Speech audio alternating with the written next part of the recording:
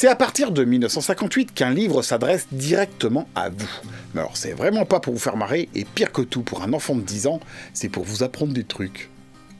En effet, s'il y a bien un domaine dans lequel le livre interactif a tout son intérêt, c'est dans celui des ouvrages pédagogiques.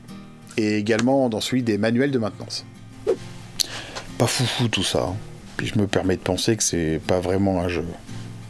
On va plutôt s'intéresser à Edward Packard, qui va écrire en 1969 une histoire pour les enfants, une espèce d'histoire interactive, pour les aider à faire dodo. Et puis si ça marchait pas, vous pouvez toujours utiliser le poids de l'ouvrage pour les assommer.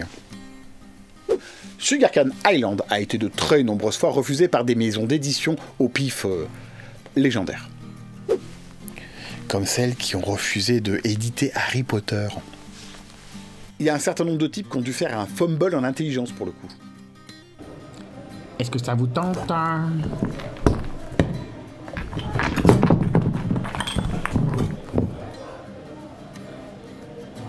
Alors, je peux vous vendre si vous voulez. Une fiole vide. Puis finalement, en 1976, Vermont Crossroad Press en fait le premier tome de Adventure of You. Peu de succès au début, mais après avoir changé de maison d'édition pour Button Books et repris la collection à zéro sous le nom de Choose Your Own Adventure, ils connaîtront un succès impressionnant qui durera plus de 20 ans et 184 ouvrages. Et bim, le voilà le début du livre-jeu. Et ouais. Comment ça, y a pas de jet de dés?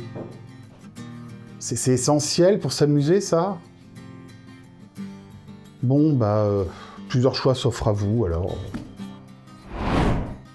Vous êtes accro au jet de dés et pour vous c'est essentiel à la notion de Lisons d'être le héros, rendez-vous en 5. Si vous pensez que ça manque de troll, rendez-vous en 6. Si vous souhaitez savoir comment j'ai acheté mon premier Lisons d'être le héros, rendez-vous en 7. Enfin, si vous préférez que je décrive les différentes gammes des éditions Gallimard, prenez le chemin du 8.